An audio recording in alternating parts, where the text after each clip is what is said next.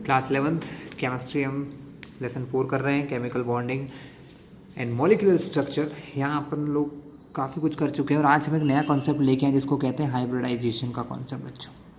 ठीक है, तो आज इस कॉन्सेप्ट को हम देखते हैं ध्यान से कि क्या होता है, क्यों इसकी ज़रूरत पड़ी, कैसे वर्क करता है, हम सारी चीज़ों को डिस्कस करेंगे। सबसे पहले हमने लास्ट वीडियो में वीबीटी देखा था, बैलेंस बॉन्ड थ्योरी, और बैलेंस बॉन्ड थ्योरी ने क्या कहा था, हम इस पर थोड़ा सा गौर करते हैं।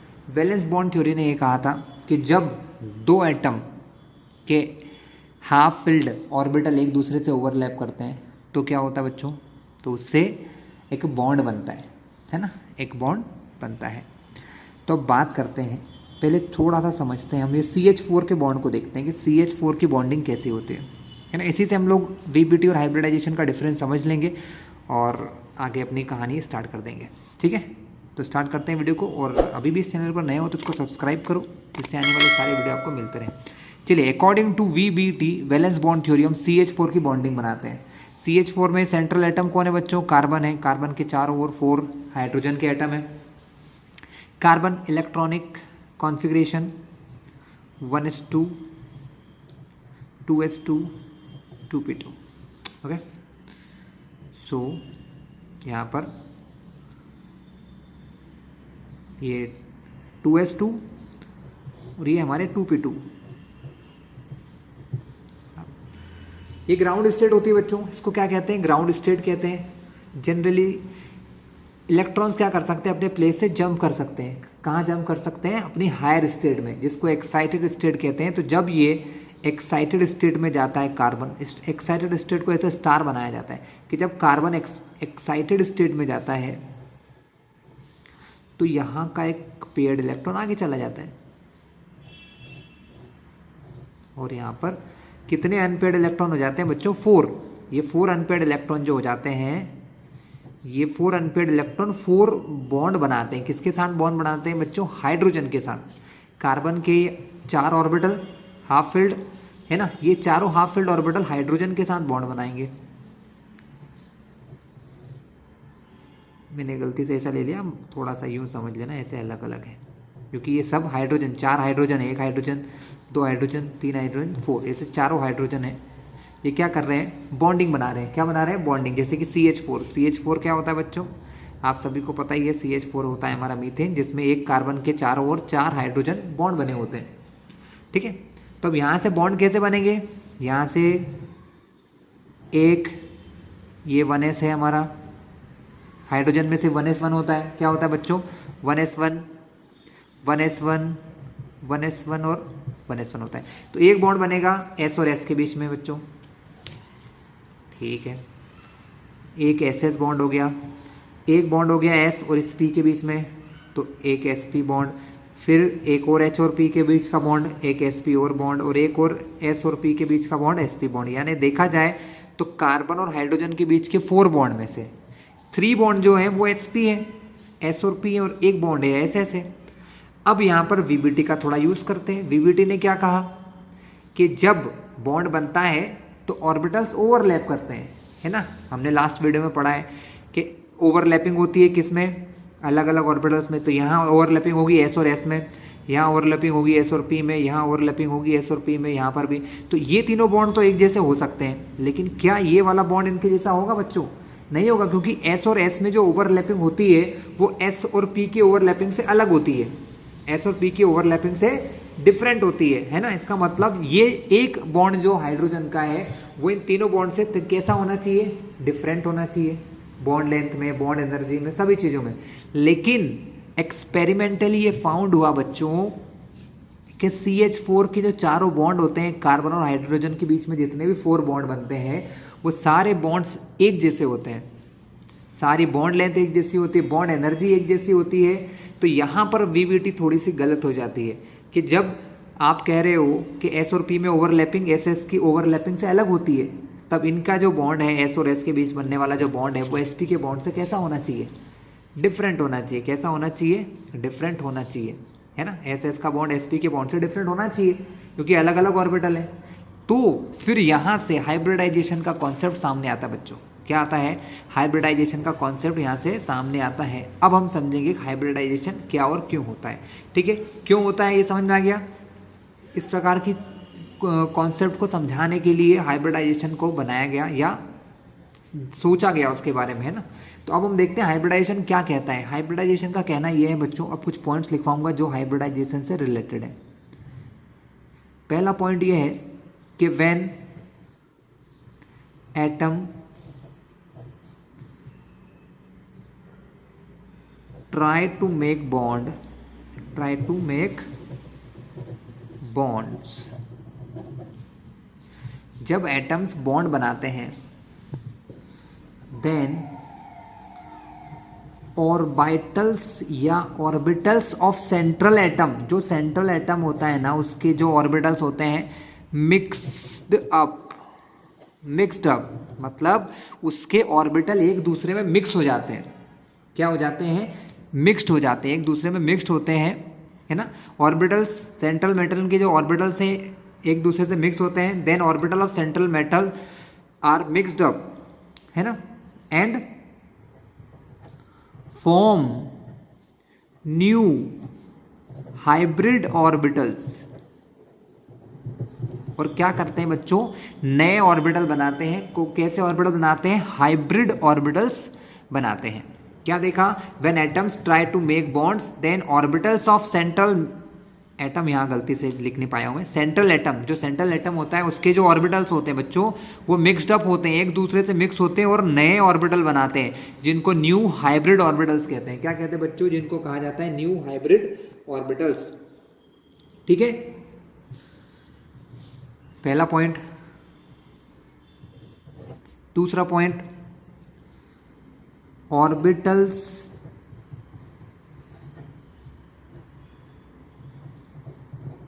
that mixed up must have same और इक्विवेलेंट एनर्जीज, मतलब वही ऑर्बिटल मिक्स हो सकते हैं बच्चों जिनकी एनर्जी कैसी होती है, लगभग इक्वल हो सकती हैं। बिल्कुल इक्वल तो कुछ भी नहीं होता बच्चों, लेकिन थोड़ा सा कंपेरेबल इक्वल, मतलब उनकी एनर्जीज कैसे होना चाहिए, लगभग थोड़ी थोड़ी सेम होना चाहिए। ठीक है, तो हम दो पॉइंट देख लिए बच्चों। पहला पॉइंट क्या था कि एटम्स जब बॉन्ड बनाते हैं तो सेंट्रल जो एटम होता है, सेंट्रल एटम के जो ऑर्बिटल है वो मिक्स होकर नए ऑर्बिटल बनाते हैं। ठीक है, ऑर्बिटल कौन से ही मिक्स हो सकते हैं, that orbital can mixed up which having equivalent energy, वही ऑर्बिटल मिक्स हो सकते हैं जिनकी एनर्जी कैसी हो, इक्वल हो, है ना। फिर अब इक्वल एनर्जी के ऑर्बिटल मिल जाएंगे ना, so hybrid orbitals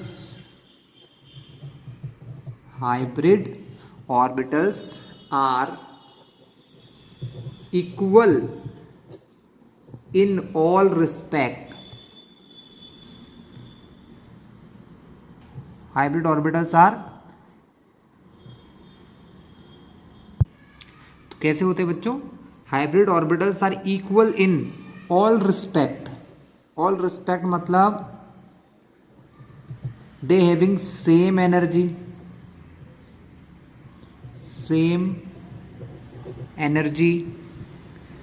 same shape, उनका एनर्जी और शेप सेम होता है। इसीलिए हमने क्या देखा कि CH4 में सारे बॉन्ड एक जैसे होते हैं, उनका शेप सेम होता है, एनर्जी सेम होती है, तो बॉन्ड और बॉन्ड लेंथ सब कैसी होती है बच्चों, सेम बनती है। ठीक है, तो उनका शेप सेम होता है बच्चों। अब जैसे हम बात करते हैं कि अगर एक S का ऑर्बिटल और एक P का ऑर्बिटल मिक्स होते हैं तो वहाँ से नए ऑर्बिटल जो बनते हैं उनमें दोनों प्रकार की कैरेक्टरिस्टिक होती है, S की भी होती है और P की भी होती है। तो उनका शेप कैसा होता है, तो उनका शेप तो बच्चों P के जैसा ही होता है, लेकिन थोड़ा सा चेंज हो जाता है। आपने देखा होगा P का जो शेप होता है वो जनरली ऐसा होता है, बोथ साइड इक्वल, लेकिन जब एक S ऑर्बिटल और एक P ऑर्बिटल आपस में मिक्स होते हैं तो इससे जो हाइब्रिड ऑर्बिटल बनता है ना, उसका शेप थोड़ा सा चेंज हो जाता है। उसका जो एक लोब है वो थोड़ा सा छोटा होता है और दूसरा लोब थोड़ा सा मोटा हो जाता है, जैसे उसमें थोड़ा सा स्फेरिकल शेप आ जाता है। दिख रहा है ना आपको, P को S मिला तो थोड़ा सा वो स्फेरिकल जैसा हो रहा है, मतलब ऐसा।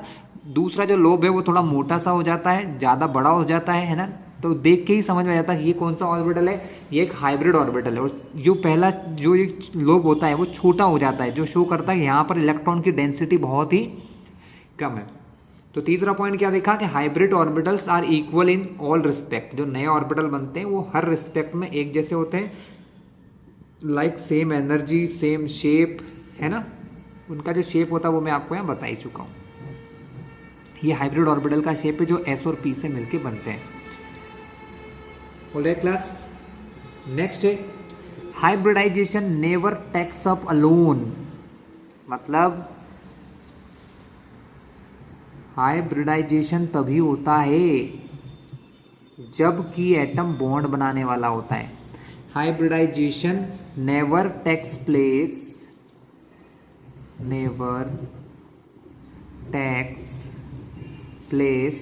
इन आइसोलेटेड एटम। आइसोलेटेड मतलब अकेले एटम में नहीं होता कभी, ये तभी होता है जब वो बॉन्ड बनाने जाएगा।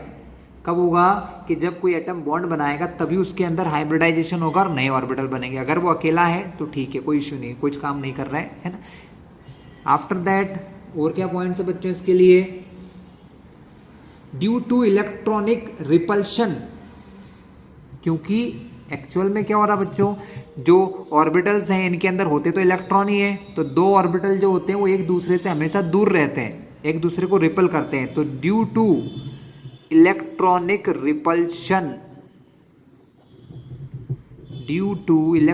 Repulsion between hybrid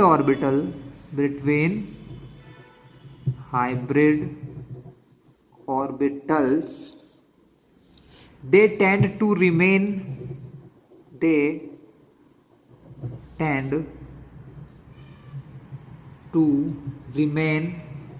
at the maximum distance. एक दूसरे से बहुत दूर रहना वो ट्राई करते हैं, इसी वजह से मॉलिक्यूल का एक फिक्स्ड शेप बन जाता है। जैसा कि हमने VSPER में पढ़ा था ना, VSPER थ्योरी में किसी का टेट्राहेड्रल होता है, कोई ट्राइगोनल होता है, कोई बाई पिरामिड होता है। ये सब शेप क्यों आते हैं, क्योंकि जो ऑर्बिटल्स हैं या ऑर्बिटल्स हैं ये एक दूसरे से रिपल करते हैं। क्यों रिपल करते हैं, क्योंकि उनके अंदर इलेक्ट्रॉन होते हैं, इलेक्ट्रॉन से एक दूसरे को रिपल ही करेंगे। क्लियर हुआ क्लास। तो ये कुछ कॉन्सेप्ट थे जो ध्यान रखना है आपको। तो हाइब्रिडाइजेशन में सिर्फ क्या होता है कि एटॉमिक ऑर्बिटल्स, किसी सेंट्रल एटम के एटॉमिक ऑर्बिटल मिक्स होते हैं और नए ऑर्बिटल बनाते हैं। नए ऑर्बिटल होते हैं हमारे हाइब्रिड ऑर्बिटल्स। हाइब्रिड ऑर्बिटल्स जो होते हैं वो इक्वल होते हैं हर एक चीज़ में, एनर्जी के मामले में, शेप के मामले में सेम होते हैं।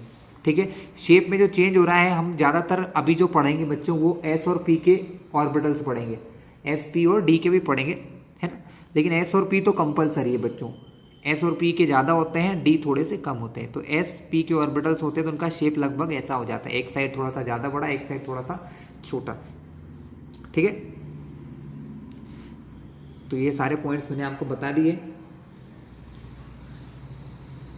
और and it is not necessary to be electron is singly in an orbital. मतलब ज़रूरी नहीं है कि कोई इलेक्ट्रॉन कैसा रहे, सिंगल रहे। हाफ फिल्ड ऑर्बिटल भी जरूरी नहीं है, फुल फिल्ड ऑर्बिटल भी हाइब्रिडाइजेशन कर सकते हैं और एम्प्टी ऑर्बिटल भी हाइब्रिडाइजेशन कर सकते हैं बच्चों। सो क्या पॉइंट लिखोगे एक और, it is not necessary that orbitals should be half filled. जरूरी नहीं है कि हमने बीबीटी में क्या पढ़ा कि भाई एटम का जो ऑर्बिटल होते हैं ऑर्बिटल्स को कैसा होना चाहिए, ऑर्बिटल्स हाफ फिल्ड होना चाहिए। लेकिन ये ज़रूरी नहीं है, अगर ऑर्बिटल फुल फिल्ड भी है तो भी वो पार्ट करेगा हाइब्रिडाइजेशन में, है ना। और अगर एम्प्टी भी है, खाली भी है, तो भी वो पार्ट कर सकता है बॉन्ड बनाने में। ठीक है, तो यहाँ से मैं एक छोटी सी डेफिनेशन, ये मैं समझा चुका हूँ आपको, अब आपको मैं एक छोटी सी डेफिनेशन लिखवाना चाहता हूँ हाइब्रिडाइजेशन की। तो आप क्या बोलोगे, hybridisation is the phenomenon, hybridization is the phenomenon of, it is a phenomenon of intermixing। Upon definition लिख रहे हैं, कभी कभी एग्जाम के हिसाब से आ जाती है। तो the phenomenon of intermixing of atomic orbital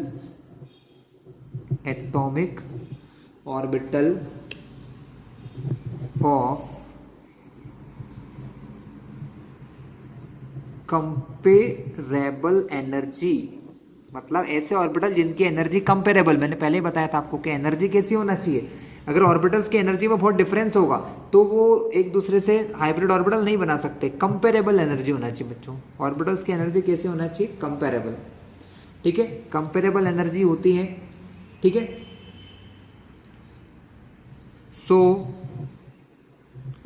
S2 redistribute, वो अपनी एनर्जी को क्या करते हैं, सो S2 रीडिस्ट्रीब्यूट देयर एनर्जीज, वो अपनी एनर्जीज को रीडिस्ट्रीब्यूट करते हैं and make new hybrid orbitals, और वो नए ऑर्बिटल्स बनाते हैं, हाइब्रिड ऑर्बिटल्स बनाते हैं, new hybrid orbitals of equal energy के नए ऑर्बिटल्स बनाते हैं एंड ऑफ सेम शेप, और उनका शेप भी कैसा होता है, उनका शेप भी बिल्कुल इक्वल होता है, ऐसे नए ऑर्बिटल्स वो बनाते हैं बच्चों। क्लियर हुआ? हाँ, एक और छोटा सा पार्ट मैं यहाँ लिखवाना चाहूँगा, अभी मेरे दिमाग में आ गया, बता दूँ। एटॉमिक ऑर्बिट, जब भी कोई बॉन्ड बनता है तो सिर्फ सेंट्रल एटम के ही ऑर्बिटल हाइब्रिड बनाते हैं, दोनों एटम कभी नहीं बनाते बच्चों, है ना। Only orbitals of central atom, सिर्फ सेंट्रल एटम के ऑर्बिटल ही टेक्स पार्ट इन हाइब्रिडाइजेशन, मतलब हाइब्रिडाइजेशन कौन करता है, सिर्फ हमारा सेंट्रल एटम के ऑर्बिटल, सारे ऑर्बिटल नहीं करते, सिर्फ सेंट्रल एटम है ना उसके ऑर्बिटल ही क्या करते हैं बच्चों, only orbitals of central atom takes part in hybridisation. जो साइड के एटम्स होते हैं बच्चों, जैसे CH4 में क्या हो रहा है, सिर्फ हमारे कार्बन के ही ऑर्बिटल जो हैं वो क्या करते हैं, कार्बन के ही ऑर्बिटल जो हैं वो हाइब्रिडाइजेशन करते हैं, हाइड्रोजन के नहीं कर सकते हैं, ठीक है, कोई भी एक करता है दोनों में से। क्लियर हुआ बच्चों? तो हम समझ गए कि CH4 में क्या हुआ, CH4 के सारे बॉन्ड एक जैसे क्यों थे, क्योंकि CH4 में हुआ हाइब्रिडाइजेशन, कार्बन के चारों ऑर्बिटल एक S और 3p, 1s और 3p एक दूसरे से मिक्स हुए, जिससे क्या बने, नए ऑर्बिटल बने जिनको नाम दिया गया 1s और 3p ऑर्बिटल। देखा ना हमने कार्बन का स्ट्रक्चर, कार्बन में क्या था, 2s1 और 2p3, ये चारों एक दूसरे में मिक्स हुए, इनसे जो ऑर्बिटल बने बच्चों उनका नाम हुआ sp3। क्यों sp3 नाम हुआ, 1s 3p, तो इसलिए बोला sp3, पावर लगता है एक टाइप से, एक sp की पावर 3, बट इसको sp3 पढ़ा जाता है, sp3 ऑर्बिटल्स। तो यहाँ से sp3, अब ऑर्बिटल कितने हैं बच्चों, 3p के एक s का टोटल मिलके 4 हुए, तो 4 ही नए ऑर्बिटल बनेंगे। कितने ऑर्बिटल बनेंगे बच्चों, 4 ऑर्बिटल बनेंगे, 4 न्यू ऑर्बिटल्स बनेंगे जिनकी एनर्जीज कैसी है, इक्वल है, 4 इलेक्ट्रॉन है, चारों हाफ फिल्ड हो जाएंगे, ठीक है। तो ये चारों नए ऑर्बिटल बनेंगे जो कौन से हैं, हमारे sp3 हाइब्रिडाइज्ड ऑर्बिटल हैं। ये sp3 हाइब्रिडाइज्ड ऑर्बिटल जब हाइड्रोजन के साथ ओवरलैपिंग करते हैं तो किस प्रकार बॉन्ड बनता है, देख लें, चलिए देख लेते हैं। तो कार्बन, ये कार्बन के चारों बॉन्ड कैसे बनाए, इधर छोटा इधर बड़ा, है ना,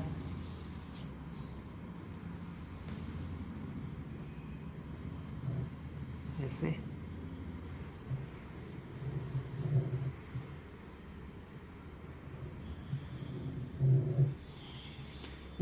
बाकी तरफ हाइड्रोजन होता है, हाइड्रोजन का तो ओनली स्फेरिकल रहेगा, पता ही है आपको, हाइड्रोजन के अंदर सिर्फ 1s1 होता है, और s का शेप कैसा होता है हमारा, s का शेप हमारा स्फेरिकल होता है। तो ये इनके बीच की ओवरलैपिंग है ना, और ये इनके बीच के बॉन्ड्स। क्लियर है बच्चों, H H H और H, ठीक है। तो ये एक छोटा सा कॉन्सेप्ट था। अब हम देखते हैं कितने टाइप से हाइब्रिडाइजेशन होते हैं। स्टार्टिंग हम sp3 से ही कर लेते हैं। तो sp3 एग्जाम्पल लेते जाएंगे और समझते जाएंगे। sp3 में क्या होता है बच्चों? sp3 में सिंपल है 1s और p3 ऐसे मॉलिक्यूल जिनके अंदर एक s और 3p आपस में मिक्स होके नए ऑर्बिटल बनाते हैं, वो होते हैं हमारे sp3 ऑर्बिटल्स। कौन से होते हैं? sp3 हाइब्रिडाइज्ड ऑर्बिटल होते हैं। ठीक है, यहाँ बात कर ली जाए कि टोटल 100% में से 25% कैरेक्टर किसका होता है इसके अंदर? s का होता है, और 75% कैरेक्टर किसका होता है? p का।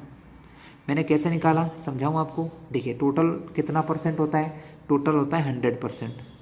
अगर 100 को 4 से डिवाइड कर दें तो आता है 25। एक का हिस्सा है, तो एस एक ही है, एस कितना है? 1 है, तो एस का हिस्सा कितना हो गया? 25%, और पी का हिस्सा कितना हो गया? 3 है। 25 3 75, यानी sp3 हाइब्रिड ऑर्बिटल में एस का कैरेक्टर 25% होता है, और पी ऑर्बिटल का कैरेक्टर या पी ऑर्बिटल की जो गुण है, जो प्रॉपर्टी है, वो कितने परसेंट होती है?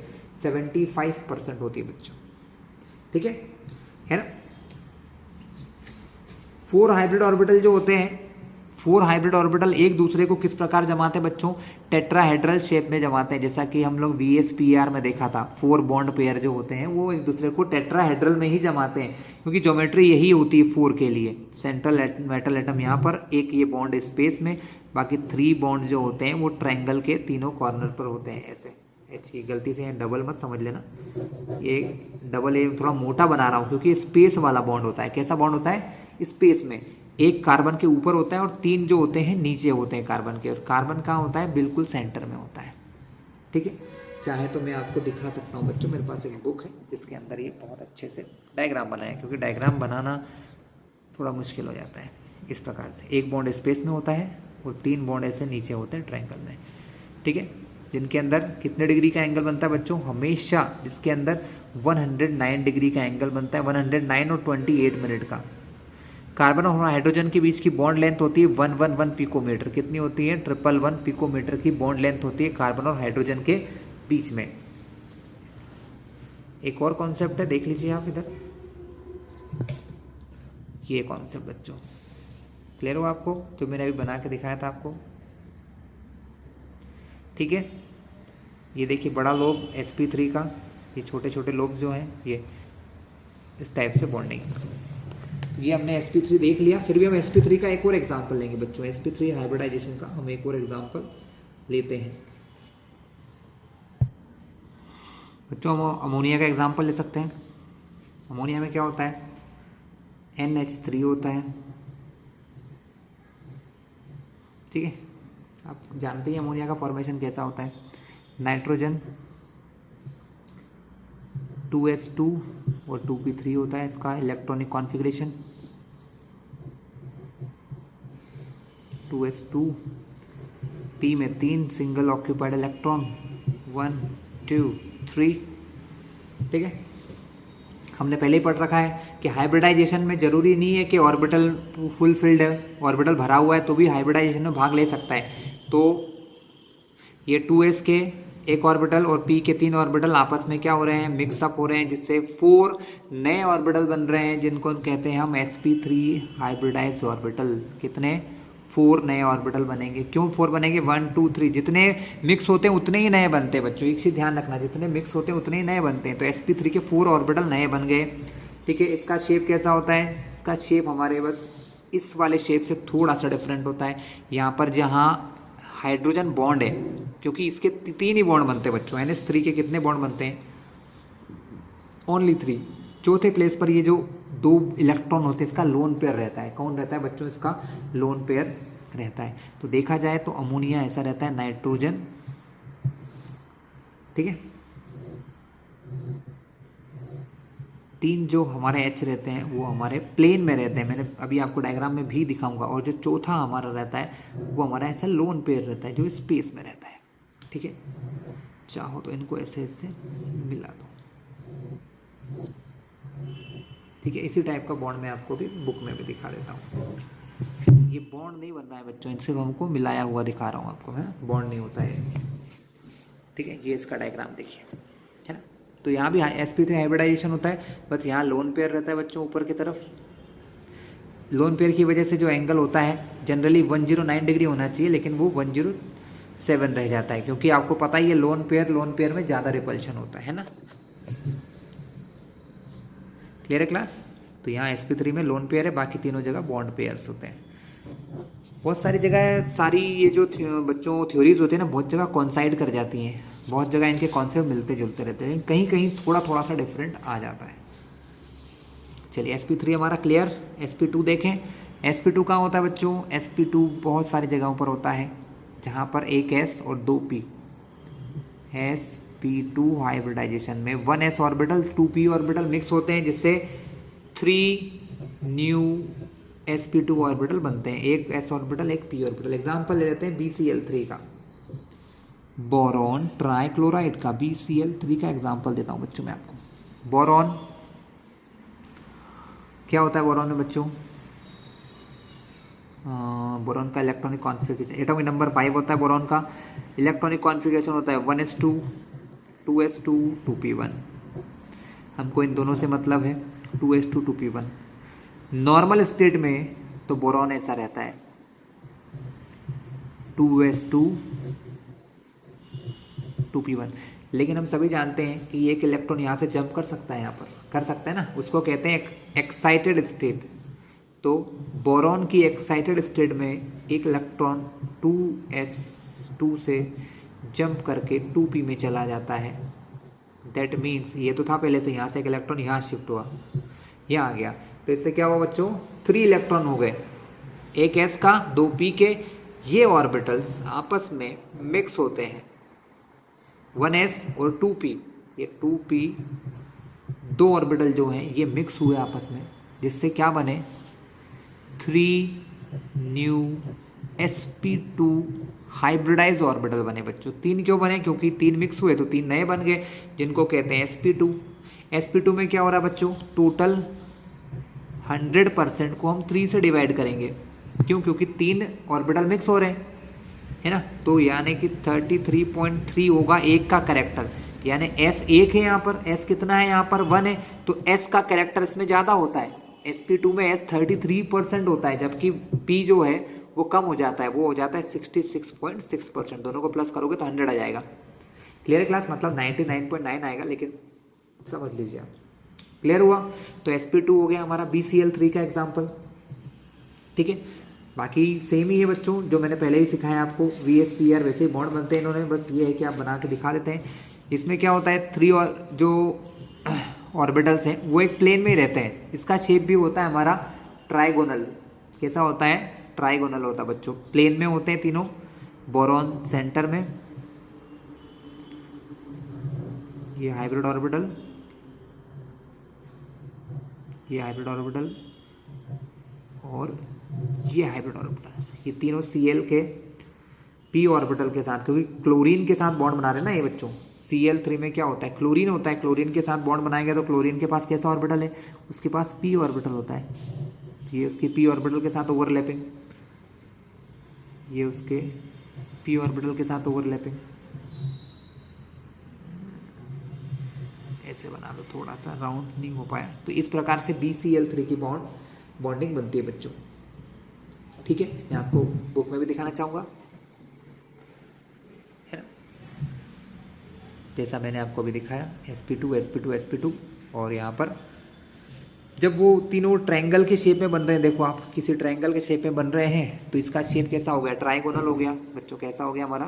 ट्राइगोनल, जिनके बीच में यहाँ पर 120 डिग्री का एंगल बनता है। कितना बनता है? 120 डिग्री का एंगल। यहाँ पर भी कितना बनता है? 120 डिग्री का एंगल बनता है। क्लियर हो बच्चों? आपको आया समझ में? तो sp2 भी वैसा ही है, 3 बॉन्ड पेयर हैं, तो ट्राइगोनल पिरामिड VSPR थ्योरी है, जस्ट एक जैसे ही है, थोड़े थोड़े अंतर बच्चों इनमें होते हैं फिर भी, ठीक है। sp2 के और भी बहुत सारे एग्जाम्पल होते हैं बच्चों। sp2 हमारा ऑर्गेनिक केमिस्ट्री में बहुत इंपॉर्टेंस रखता है। जहाँ कार्बन कार्बन में डबल बॉन्ड होते हैं वहाँ पर हमेशा sp2 हाइब्रिडाइजेशन होता है। एग्जाम्पल लेता हूँ मैं आपके लिए C2H4 का, C2H4 है ना। C2H4 में क्या होता है? कार्बन और कार्बन में डबल बॉन्ड होता है और एक हाइड्रोजन हाइड्रोजन हाइड्रोजन हाइड्रोजन, यानी एक कार्बन यहाँ पर 3 बॉन्ड बनाता है, एक इस कार्बन के साथ, एक हाइड्रोजन के साथ, एक हाइड्रोजन के साथ।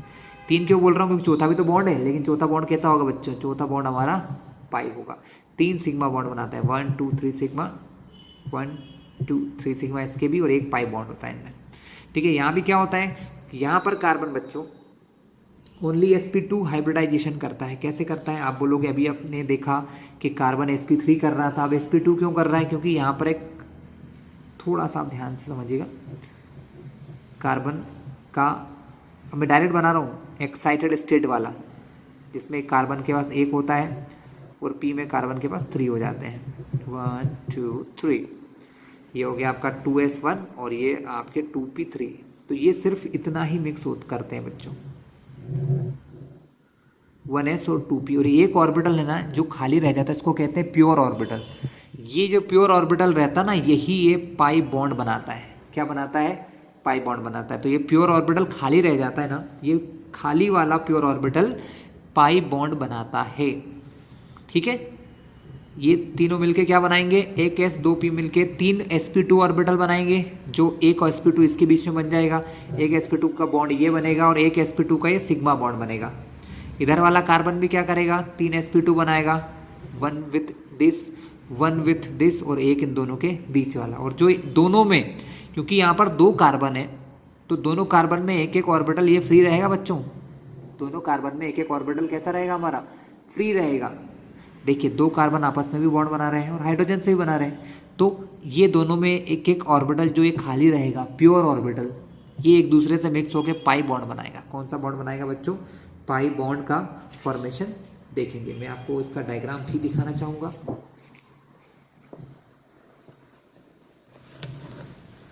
देख सकते हैं बच्चों, इस प्रकार होता है। ये sp2, एक्चुअल में बच्चों ये sp बॉन्डिंग आ गई है, मैं आपको, चलिए ये देख लीजिए आप, sp2 हाइब्रिडाइजेशन।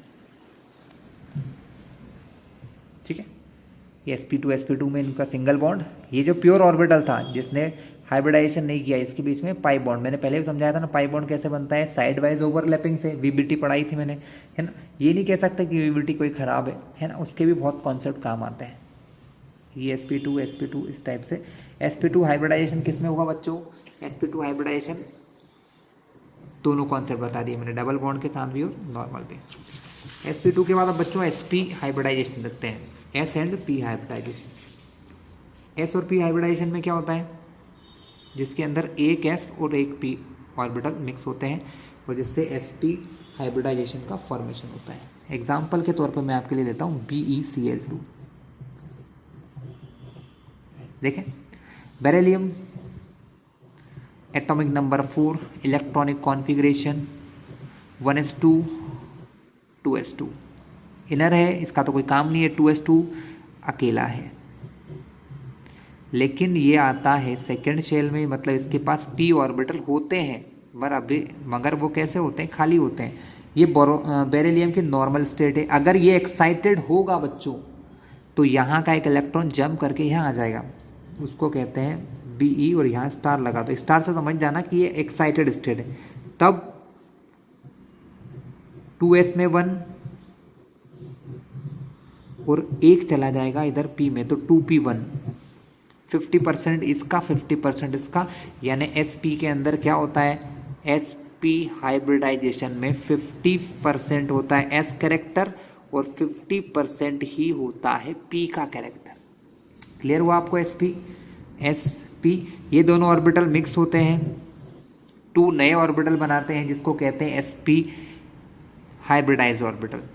वो s और p के हाइब्रिडाइज ऑर्बिटल बच्चों क्या करते हैं, हम बना लेते हैं यहाँ पर। ये एक sp का बड़ा लो, यहीं से एक और बना लो,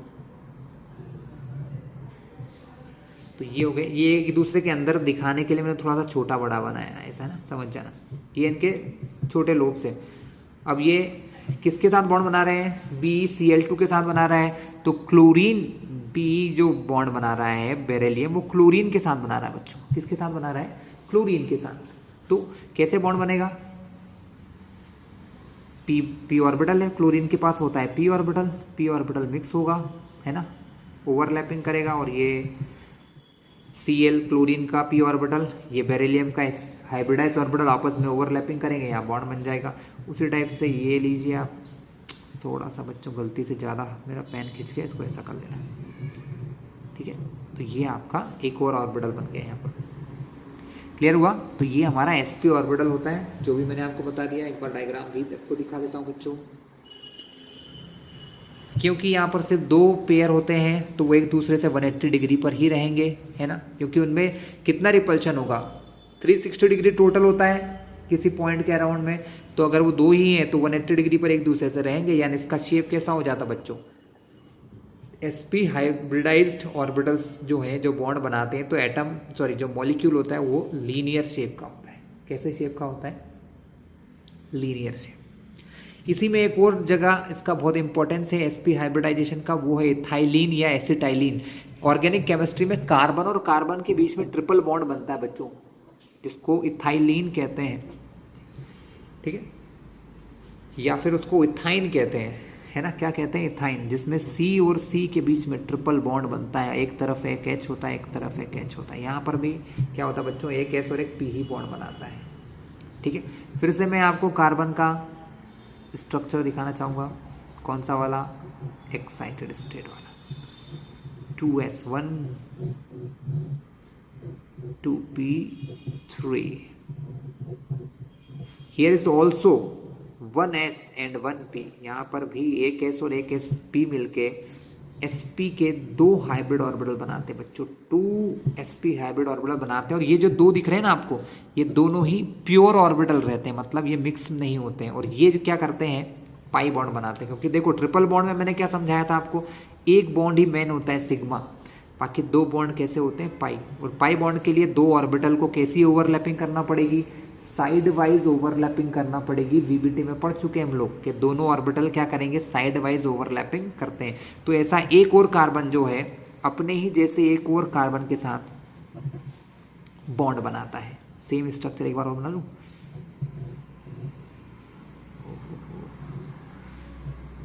ये आपका दूसरे वाले कार्बन का, क्योंकि देखो यहाँ पर क्या हो रहा है बच्चों, दो कार्बन आपस में भी बॉन्ड बना रहे हैं और हाइड्रोजन से ही बना रहे हैं, इसलिए मुझे कार्बन दो बनाना पड़े यहाँ पर।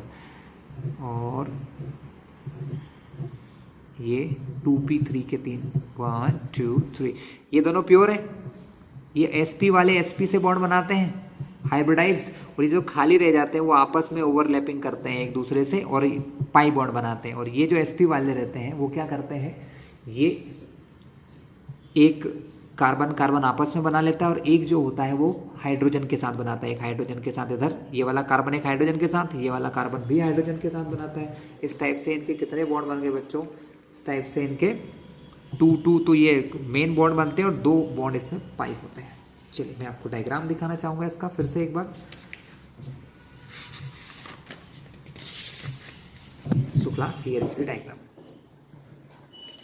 ओके, सेम डायग्राम है, एक sp कार्बन और कार्बन के बीच में, एक sp हाइड्रोजन और कार्बन के बीच में, इधर भी एक sp और हाइड्रोजन के बीच में, ठीक है।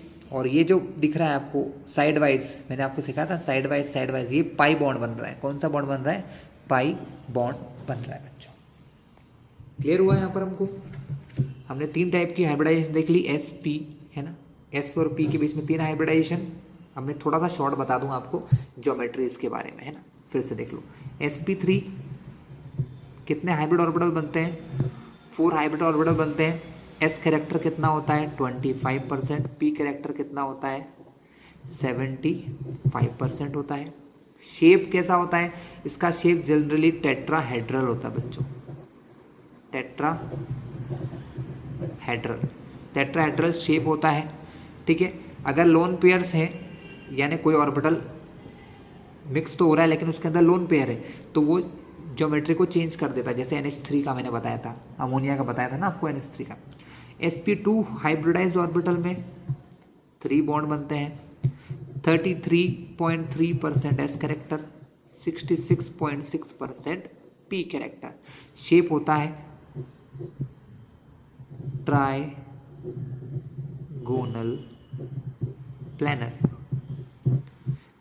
प्लानर होता है बच्चों, है ना। ट्रायंगल वाला मैंने आपको समझा भी दिया था। sp3 हाइब्रिडाइज्ड ऑर्बिटल में क्या होता है, 2 ऑर्बिटल बनते हैं 50% s 50% p कैरेक्टर के साथ।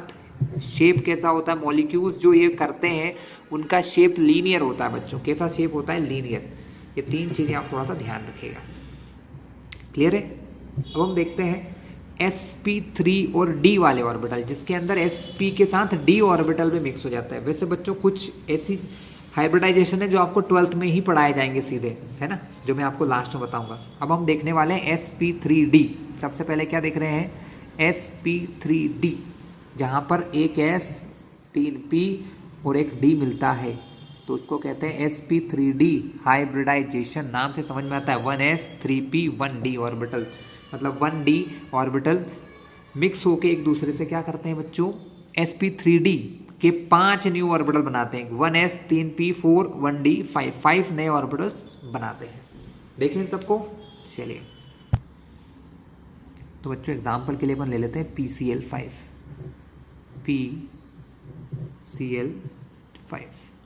ठीक है। Central atom phosphorus, electronic configuration, atomic number कितना होता है फॉस्फोरस का बच्चों, 15 होता है।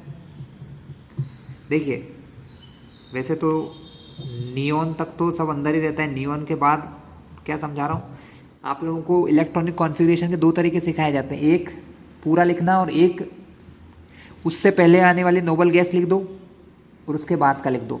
तो नियॉन तक का तो हम कहाँ, 10 नंबर तक का तो कहाँ हो गया, नियॉन तक हो गया। नियॉन के बाद 3s2 3p3 सीख रखा होगा आपने, नहीं सीखा हो तो हमारा वीडियो देख लेना। 3s2 3p3 ये 5 और इलेक्ट्रॉन्स होते हैं। 2 कहाँ होते हैं, 3s2 में। p3 में कितने होते हैं बच्चों,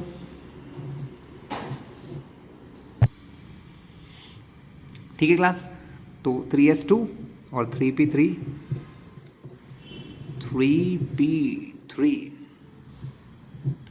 ठीक है। अब D तो आया ही नहीं, तो D कहाँ से आएगा, जब फॉस्फोरस एक्साइटेड स्टेट में चला जाएगा। किस में चला जाएगा, एक्साइटेड स्टेट में। कैसे कि यहाँ का एक इलेक्ट्रॉन जंप करके D में चला जाएगा, तब 3s1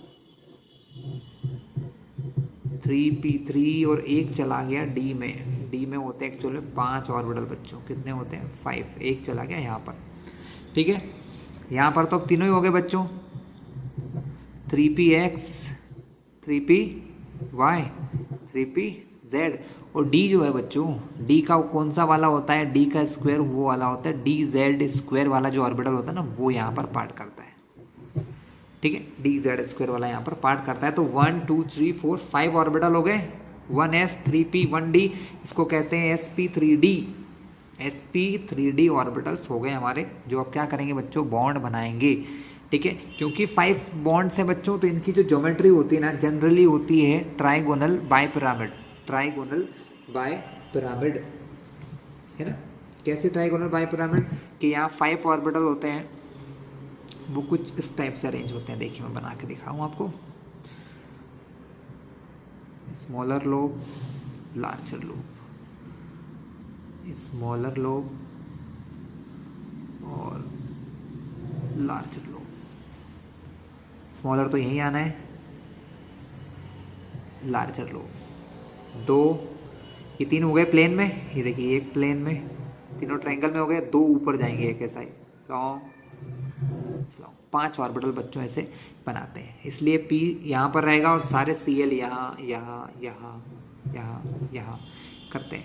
यहाँ Cl के P ऑर्बिटल जो है इससे ओवरलैपिंग कर लेंगे, यहाँ ओवरलैपिंग कर लेंगे, यहाँ Cl के ऑर्बिटल ओवरलैपिंग करके बॉन्ड। ये तो बच्चों कुछ सही नहीं बन पाया, मैं आपको डायग्राम के थ्रू दिखा दूँ, है ना। ये थोड़ा जल्दी में मैंने इसको P को बनाने, चलिए एक बार फिर से बना लें, कोई इशू नहीं है। थोड़ा सा जल्दी में कभी ऐसा हो जाता है।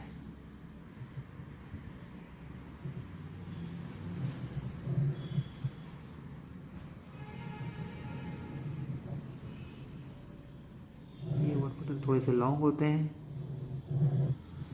ठीक है। 5 ऑर्बिटल्स, P वाले ऑर्बिटल्स इनसे मिक्स करते हैं,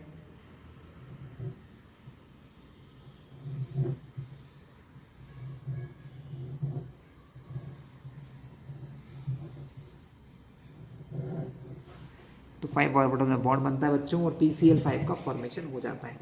छोटा सा डायग्राम आपको दिखा दूँ, है ना। ज्योमेट्री ट्राइगोनल बाइपिरामिड होती है, 3 प्लेन में होते हैं, 2 ये ऊपर और नीचे होते हैं, 90 डिग्री के एंगल पर होते हैं, है ना बच्चों। ठीक है, जो आपको उसमें VSPR में बता चुके हैं। अब इसको नॉर्मली बना के दिखा दो थोड़ा सा। देखिए यहाँ सेंटर में फॉस्फोरस होता है, एक बॉन्ड इस तरफ, एक बॉन्ड इस तरफ, एक बॉन्ड इस तरफ, इनके बीच में 120 का एंगल होता है, यहाँ भी 120 120। ये सारे जो बॉन्ड बनते हैं, ये सारे बॉन्ड हमारे होते हैं प्लेनर बॉन्ड बच्चों। ये तीनों एंगल प्लेन में होते हैं, तीनों क्लोरीन प्लेन में रहते हैं, और 2 एक इससे जस्ट ऊपर और एक जिस नीचे, लेकिन इसको कॉपी में हम ऐसा बना सकते हैं। ठीक है, क्लियर हुआ। इस टाइप के 5 बॉन्ड बनते देख लिए, वही मैंने बताया, बस थोड़ा सा डायग्राम ऐसा बनाया हुआ है। क्लियर है क्लास। तो sp3d में ये होता है ना। इसके बाद आता है sp3d2।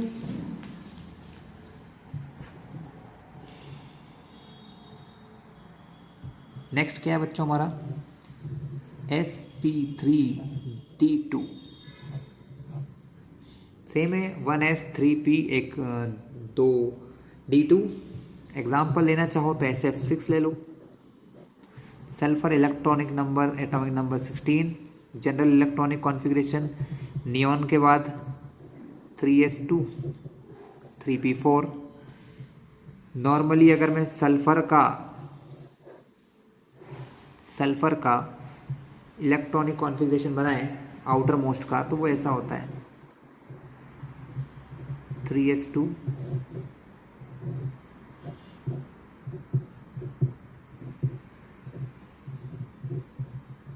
3p4।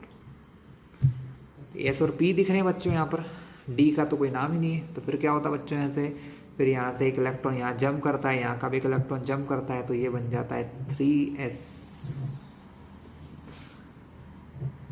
1s 3d 3p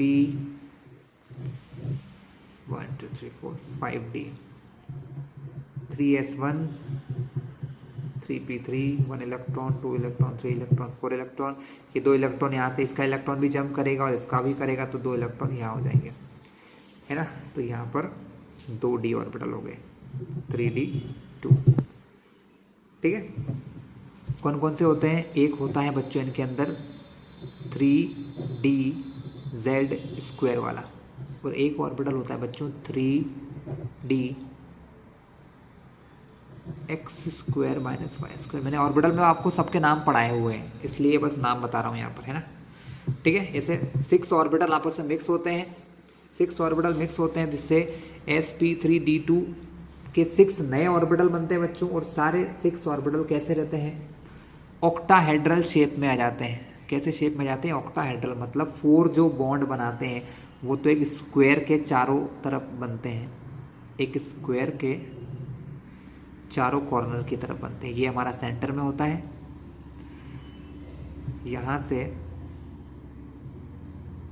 इस टाइप से 1 2 3 4, और 2 जो होते हैं वो ऊपर और नीचे होते हैं स्पेस में, एक इससे ऊपर और एक नीचे। लेकिन हम इसको यहाँ कैसे बना सकते हैं, इस टाइप से।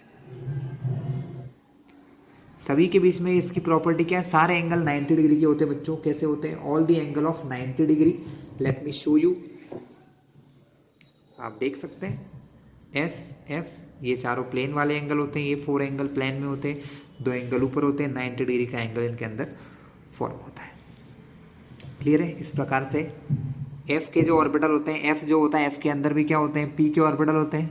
तो इस टाइप से पी ओवरलैपिंग हो जाती है, यहाँ पर पी ओवरलैपिंग बनाकर यहाँ पर 6f जो हैं इससे जुड़ जाते हैं। ठीक है, और sp6 ऑर्बिटल यहाँ बन जाता है। हाइब्रिडाइजेशन क्या होता है हमारा, sp3d2 होता है बच्चों। फाइनल और लास्ट ऑर्बिटल जो मैं आपको बताऊंगा वो है sp3d3। कौन सा है, sp3d3। Clear class. अब sp3d3 देखते हैं। sp3d3 क्या होता है, जिसके अंदर 1s 3p और 1s 3p और 3D मिलते हैं आपस में, sp3d3। Clear class? एग्जाम्पल ले, एग्जाम्पल होता है बच्चों हमारा IF7। क्या एग्जाम्पल होता है इसका? IF7 iodine. ठीक है, इलेक्ट्रॉनिक कॉन्फ़िगरेशन क्या होता है इसका? इसका इलेक्ट्रॉनिक कॉन्फ़िगरेशन होता है 5s2 और 5p5, 5s2 5p5। क्लियर है? अब ये हो गया आपका 5s2, ये आपका 1 2 3 4 5 5p5 है। 3 ऑर्बिटल्स पेयर होते हैं, ये आगे ट्रांसफर करते हैं अपनी एनर्जी को, है ना। जब ये भी आयोडीन कैसा है? नॉर्मल है। जब आयोडीन एक्साइटेड स्टेट में जाता है तो यहां से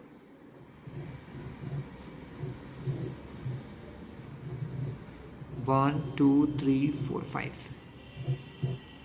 1 2 3 4 5 6 और एक 7 1 2 3 तीन ऑर्बिटल थे। इसका इलेक्ट्रॉन, इनका इलेक्ट्रॉन और इसका इलेक्ट्रॉन यहाँ ट्रांसफर हुआ, एक्साइटेड स्टेट के अंदर गए, है ना। 5s1 5p3 5d 1 2 3 इस टाइप से। कोई दिक्कत क्लास? हमको इसमें कोई प्रॉब्लम्स नहीं नजर आ रही है। ठीक है, इससे क्या बनेंगे? 1 2 3 4 5 6 7 7 नए हाइब्रिड ऑर्बिटल बनेंगे बच्चों। कितने नए हाइब्रिड ऑर्बिटल बनेंगे?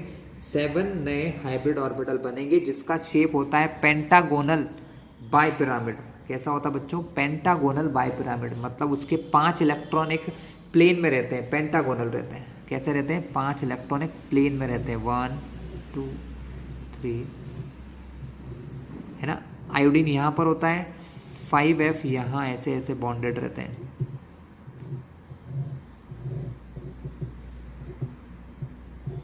वो जो 2f होते हैं बच्चों, वो स्पेस में होते हैं। 1 ऊपर होता है और 1 नीचे होता है। मैंने बताया ना, इसके एक ऊपर होता है और एक जस्ट नीचे होता है, लेकिन हम इस पेपर में ऐसा नहीं बना सकते हैं। तो 1 ऊपर and 1 in down side. Okay, let me show you the shape. इसका शेप कैसा होता है? तो इसका शेप ऐसा होता है बच्चों, 1 2 3 4 5 ये प्लेन वाले और ये जो हैं ये दोनों स्पेस वाले होते हैं। क्लियर हुआ? तो ये था हमारा sp3d3 का शेप। क्लास, अब हम इसकी एप्लीकेशन देख लेते हैं और क्वेश्चन देख लेते हैं कैसे कैसे क्वेश्चन आपको आते हैं। एग्जाम्स में आपको जनरली क्वेश्चन आता है, एक मॉलिक्यूल दे देंगे, बताएंगे इसके अंदर कौन सा हाइब्रिडाइजेशन हो रहा है, आप हमें फाइंड करके दिखाएं, है ना। सिर्फ ये क्वेश्चन आपको ज़्यादातर आते हैं। आपको कंपाउंड बोल दिया, इसके हाइब्रिडाइजेशन स्टेट बताओ, विच हाइब्रिडाइजेशन, कौन सा हाइब्रिडाइजेशन इसके अंदर होगा। ठीक है, तो हमने स्टार्ट किया। एक छोटा सा फॉर्मूला मैं आपको बताऊंगा जो बहुत ही यूजफुल है। कैसा भी क्वेश्चन हो वो आपको हाइब्रिडाइजेशन बता देगा, है ना। तो उसका फॉर्मूला होता है 1, थोड़ा सा और इधर से लिखता हूँ, 1/2 × थोड़ा सा बड़ा फॉर्मूला है, ज़्यादा कुछ खास नहीं है। Number of valence electron, number of valence electron in central atom, मतलब सेंट्रल एटम में कितने वैलेंस इलेक्ट्रॉन है, पहली चीज़ तो ये। फिर इसमें प्लस करना है आपको नंबर ऑफ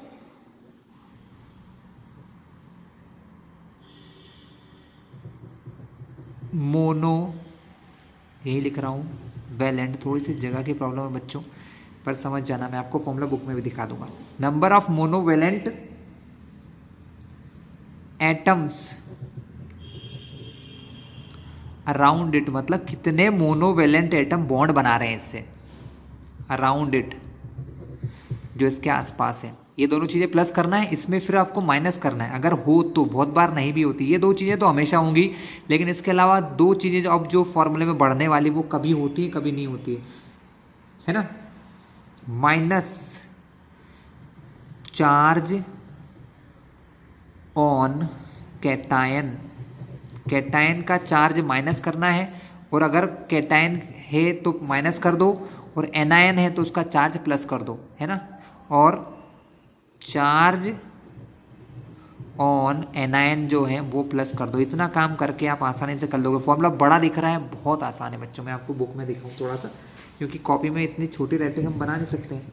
तो ये आपके लिए फॉर्मूला बच्चों बहुत ईजी फॉर्मूला है ये। Number of valence electron in valence shell atom, कितने इलेक्ट्रॉन है उसकी वैलेंस शेल में।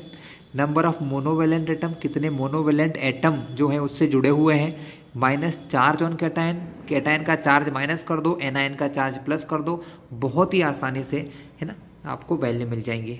अगर आपको जो आंसर की वैल्यू 2 मिलती है तो sp है, आंसर की वैल्यू 3 मिलती है तो sp2 है, आंसर की वैल्यू 4 मिलती है तो sp3 हाइब्रिडाइजेशन है। 3 कितने ऑर्बिटल बन रहे हैं, 4 तो sp3 होगा, 5 है तो sp3d। मतलब ये जो आंसर आएगा ना, इसका बता रहे हैं आपको कि जो आंसर आएगा, अगर वो आंसर 4 3 5, चलो मैं बता दूँ करके।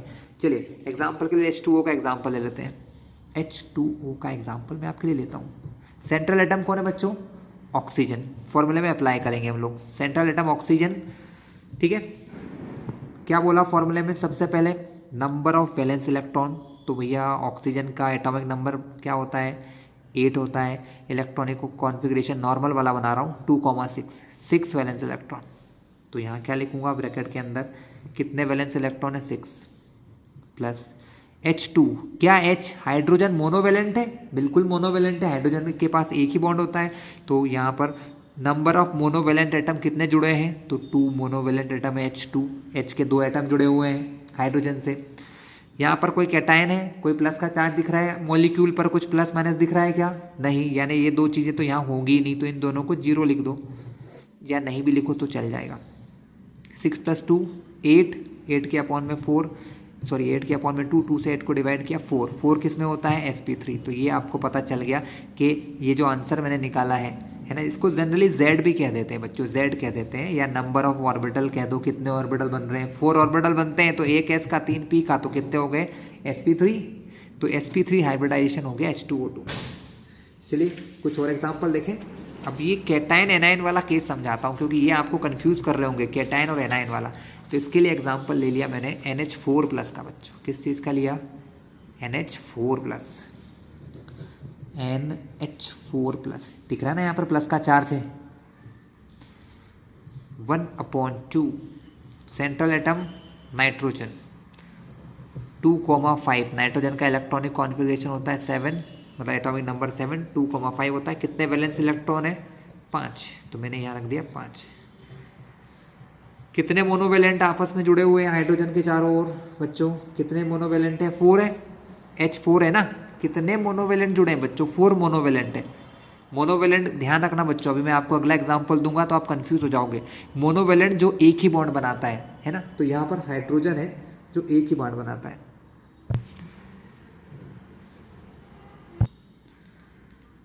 5 + 4 9। कैटायन है, दिख रहा है ना, प्लस का आयन मतलब कैटायन है। कैटायन का चार्ज क्या होता है, माइनस होता है। कितना चार्ज है, +1, मतलब चार्ज तो 1 है, प्लस का है इसलिए कैटायन है। कैटायन के चार्ज को क्या करते हैं, हमेशा माइनस करते हैं। माइनस का आयन तो नहीं है ना, इसलिए माइनस वाले का 0। फॉर्मूला भी बताया था ना। वैलेंस इलेक्ट्रॉन, कितने मोनोवेलेंट एटम है, कैटायन का चार्ज लिख दो, एनायन का भी लिख दो।